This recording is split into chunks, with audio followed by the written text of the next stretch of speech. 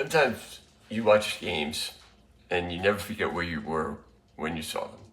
And one of those games for me is September 23rd, 1991. If you're a New York Jets fan, you remember that. Well, if you're my age and you're a New York Jets fan, you're going to remember this game. It was specific for me because at that time I was, God,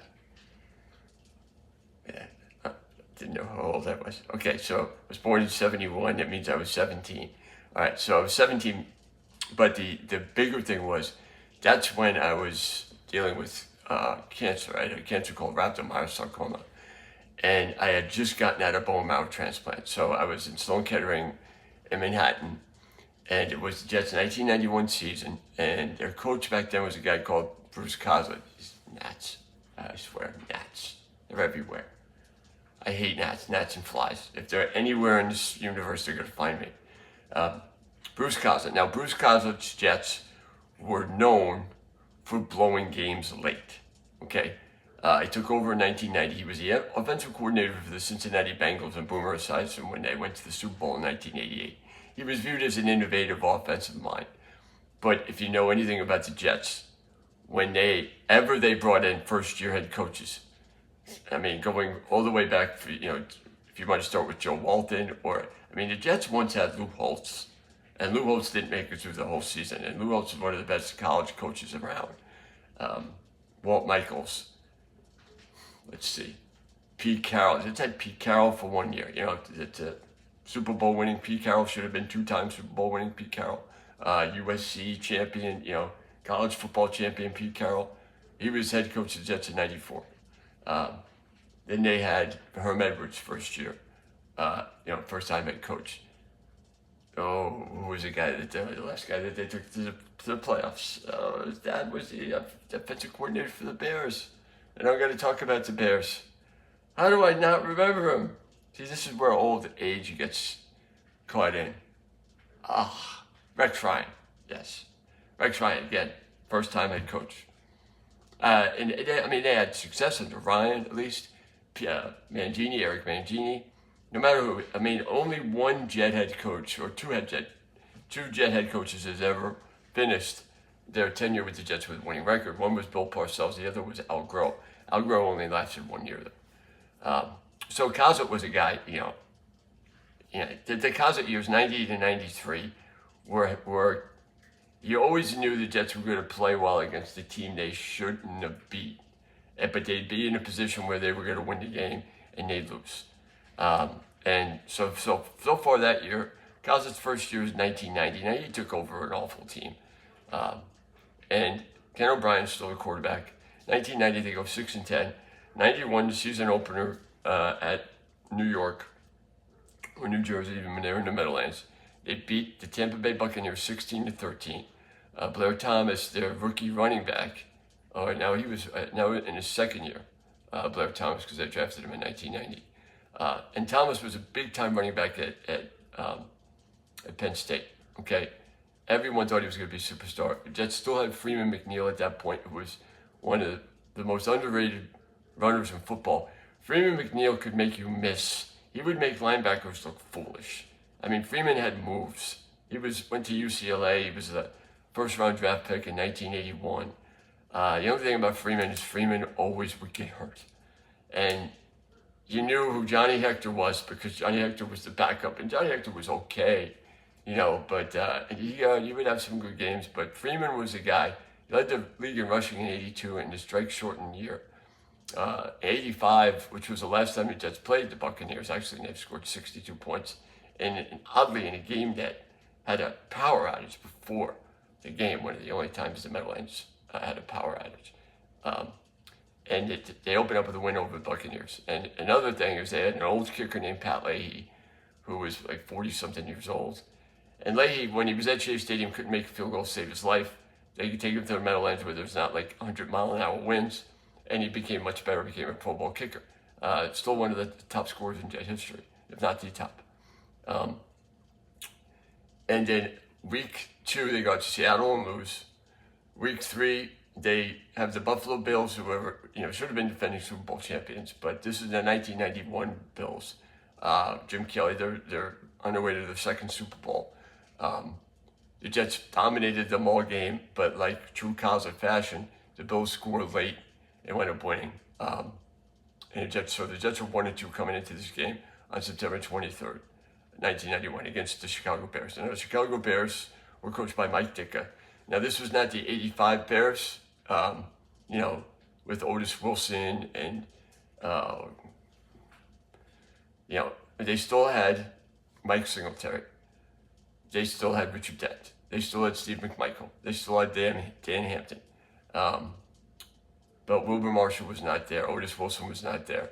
Gary Fensick was not there. Dave Dewison was not there. So they weren't the monsters of the Midway, but they were still pretty good. The quarterback for the Bears was a guy called Jim Harbaugh. I think you know who he is. And a running back called Neil Anderson, who was really good. And he was one of the best running backs I ever saw running to his left. The guy always ran to his left.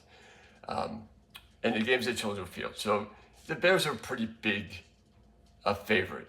They had made, I think at that point, they were like 22-2 in the last 24 games in September.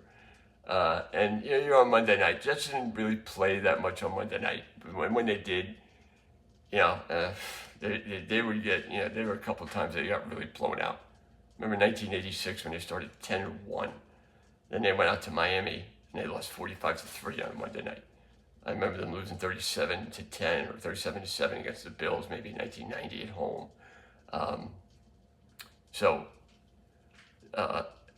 Them playing on the road Monday night. Now, this was the old Monday Night Football crew, the one that's been together.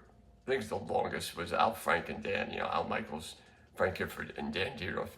Nobody liked Dierdorf. Well, I mean, nobody liked him. But Dierdorf was Captain Obvious, man. But I remember those days like they were yesterday, okay? But anyway, so game gets started, and the Jets were, if it was first and goal at the 3, you knew they were getting a field goal. They just weren't going to execute to score. Ken O'Brien in 1991 only threw 10 touchdown passes and 11 interceptions. And Ken O'Brien at one point was a very good quarterback. He is a leading passer in the AFC in 1985. And one thing Ken O'Brien could always do was beat Dan Marino. That's what I remember. He had a winning record against Dan Marino. Dan Marino was definitely known as a Jet killer. But the Jets got Marino quite a lot. And actually, that leads to a little bit later story to finish this up. But it's kind of an ugly game. It's 6-6 at some point. The Jets wind up taking, I think they had a 13-6 lead as we entered the fourth quarter. The Bears are coming down. It was about maybe 7 minutes left in the game. The Bears have like a 5-minute drive, facing 4th down and 5 at the 5. 4th down and goal at the 5, and Harbaugh tries to run it in, and I think it was James Hasty and Mike Brim, who was the Jets secondary, wind up stopping. Maybe Brian Washington too. I mean, I like those guys were pretty good in secondary for the Jets, and they wind up stopping him at the 1 yard line. Okay, the Jets' defensive coordinator then was Pete Carroll. And Pete Carroll would later be known in 1992 at the end of the year for doing a choke sign against the Dolphins. And in this game, he's celebrating thinking the game's over because there's just over 2 minutes left. The Bears I think the Bears, if they hadn't used all their timeouts, they were about to. So the Jets take over at the 1 yard line. And then, when it looks like the Bears might stop them, one of their linebackers, Ron Cox, wound up getting a personal foul called that gives the Jets first down now at the 20 yard line. So everybody, the Monday Night Football crew said the game was over. The Bears are out of timeouts. All the Jets have to do is kind of run and just don't turn the ball over. So Blair Thomas at that time, he only had 2 100-yard games as a Jet. This was his career high, 125 yards. He played great. They give him the ball. Steve McMichael, who was one of my favorite players, and it's kind of sad to see how he deteriorated toward the end of his life. He wound up being a wrestler at some point. But Mongo was, he was a monger, okay? Like if you remember Mongo from Blazing Saddles, They probably got that even though it was earlier. And that was actually played by Alex Karras, who was a football player. Mongo no like, yeah, that was McMichael. But he was funny too. All those Bear guys were characters. Refrigerator Perry, Dan Hampton, Singletary. They were all characters. McMichael stripped the ball from, literally took it from him. And I'm watching the game and I'm in my hospital bed. And, I'm 17 at the time and I'm living and dying with every play. And I'm thinking, like, how are they going to blow this one? Okay. So the Bears have no timeouts. They get the ball down to where it's now third down and goal, or third down and goal maybe at the 8-yard line. Harbaugh tries to run, doesn't make it. It's now fourth down, no timeouts left. Everybody's scrambling. It's total chaos. The Bears hike the ball with 3 seconds left. Again, they're down by 7 points. Hike the ball with 3 seconds left. Jeff Lageman, who was the Jets' #1 pick in 1989 and was an unpopular #1 pick with the other players that were still on the board. That actually, when the Jets drafted him, and like every Jet draft was a nightmare. People would boo. These guys would come. And first of all, anybody who goes to an NFL draft, they're all psychos anyway. They're psycho football fans, and back then especially. And Lageman just missed watching the game, and it couldn't be any more torturous if you were a fan. At his ankles, basically, swiping at his ankles. He tripped, kind of stumbling. Harbaugh just gets the pass off to Neil Anderson. Game-tying touchdown pass. And there was another guy in the Bears, a wide receiver called Tom Waddle. Now, Waddle was your average 5'10" white guy who, kind of a wing quarterback who wound up being a Jet star later. He was in the NFL because he never dropped a pass, but he wasn't very fast, but somehow he would get open.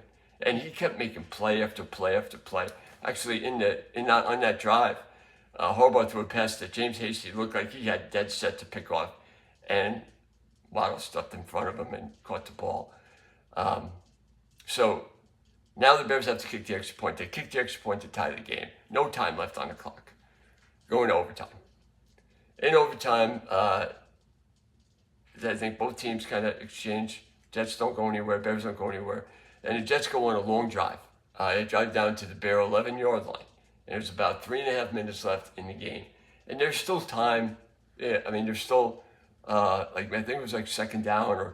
And Bruce Coslet, who now had kind of worried that, okay, we can't turn the ball over now. Like, we're at the 11-yard line, 28-yard field goal. Pat Leahy, who normally was money, let's just get the game over with. So Leahy tries to kick a 28-yarder, and Dierdorf says if he misses it, Bruce Coslet's going to have a lot of explaining to do. And he missed it. Wide left. And Al Michaels said, "What'd you say?" Al Michaels always a wise guy. But he always had great lines too. What was that you said, Dan? Okay. So Bears get the ball back. Of course, they methodically go down the field. At this point, there's hardly any time left in the game. Waddle again making big play after big play. Then it gets to, I think it was third down.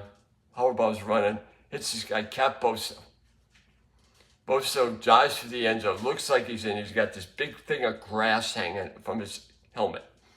And thinking the game's over. It was a touchdown. They actually overruled it because that was back when they first had instant replay. And, they ruled, okay, he was down at the 1. And again, I think Dierdorf says, look out for the quarterback sneak. Harbaugh sneaks it in from 1 yard. The Bears wound up winning 19-13. I kid you not. My father, who was I miss my father, died in 2019. And my father had a way of coining things where you were thinking it and then my father would say it. I remember one time he had come up to see me in college and we watched the Jet Redskin game. It ended 3-0. This was 1993. It was like a brutal game. 3-0. ugly. And, suffering through that game, and then we all went out to eat. And we went to a steak restaurant up where I went to school first. First went to school up in Tarrytown, New York. And we get to the restaurant. It's about 4:45, and we it had a bar there, and then they had a restaurant. So we pull it. We're at the bar, and my father he says, can we be seated for dinner? And they say, oh, we don't open till 6. And my dad and we all kind of had this look on our face, like because we were starving, and all of us are kind of thinking the same thing. But my father says it. He says, "Please have mercy on us. We just watched the Jet game." I don't think I ever laughed so hard in my life because it was exactly what I was thinking. But that was my father. Okay, funny guy. So as soon as the game ends, phone rings. Yeah, it's like midnight. Okay. I never want you watching the Jets again. Because again, his son is in the hospital. He's just fought for his life with cancer. I survived stage 4 cancer where they told me I had 6 months to live. So I'd been through a lot. And my dad kind of felt bad that I would have to watch that game and watch them lose the way they did. But that was just being a Jet fan, if you know anything about being a Jet fan. But as soon as the touchdown, ding, I would pick up the phone. I never want you watching another game again. That was my father. The funny thing about that Jet team, though, started off 1-3. The next week, they hosted Dolphins at home. And one of the plays I'll never forget, Chris Burkett blocked a Reggie Roby punt. He took it back for a touchdown. The Jets went up blowing out the Dolphins. Because, again, they got Marino pretty bad. And then the end of the year comes down to the Jets are 7-8. The Dolphins are 8-7. And they're playing in Miami. And a winner gets to go to the playoffs. And true Jet fashion, Marino throws a go-ahead touchdown pass, I think to Farrell Edmonds maybe, with like under a minute left. The play-by-play announcer for the Jets says this game was over, because he figured it was. And by that time, Leahy had been hurt. Raul Allegre was a giant kicker. I don't know if it would be a giant Super Bowl kicker. When they won Super Bowl 21. Yeah, Super Bowl 21.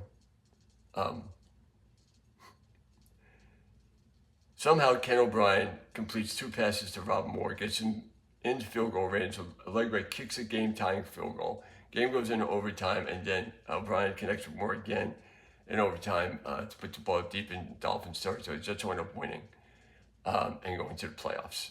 So they got Marino again. O'Brien just had a knack for beating him. I remember they had a 51-45 game in 1986 where O'Brien threw 5 touchdown passes to hit Wesley Walker with no time left. There was a game in Miami that was like 44-38 or something. O'Brien just played well against the Dolphins. And that was the Don Shula Dolphins. And believe me, I did not like Don Shula for taking the tarp off the field in the 1982 championship game when the Jets should have beaten the Dolphins. That was really their best chance against the Super Bowl. Maybe 98 too, when they had a 10-0 lead. There was a point in the 1998 championship game, the Jets were up 10-0 against the Broncos. Maybe 5 minutes left in the third quarter. I was so excited, I literally did not know what to do with myself, because I'm like, imagine the Jets being in the Super Bowl. And I was only in my 20s then, okay? That was 25, almost 30 years ago, okay? And last time the Jets made the playoffs, I was married for 2 years, right? We're going to be married for 10 years. I was 36. I'm 51 now, 15 years ago. Jets have had one winning season since then.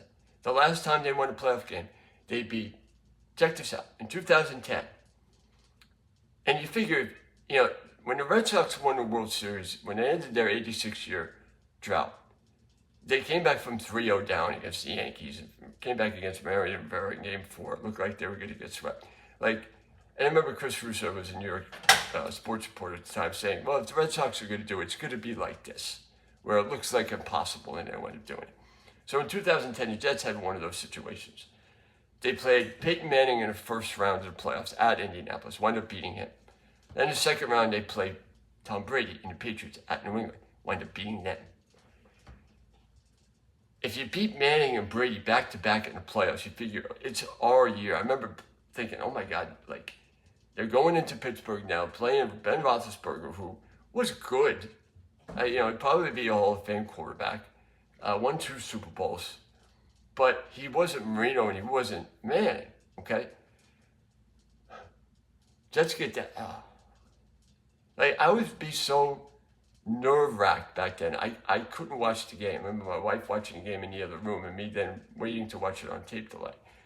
And I would tell it, don't don't react like I want to, because she would want to know what would happen. And I'm like, I cannot watch this game live. Like I'm going to drive myself crazy. I have to fast forward through the bad parts. And they got down 24-0.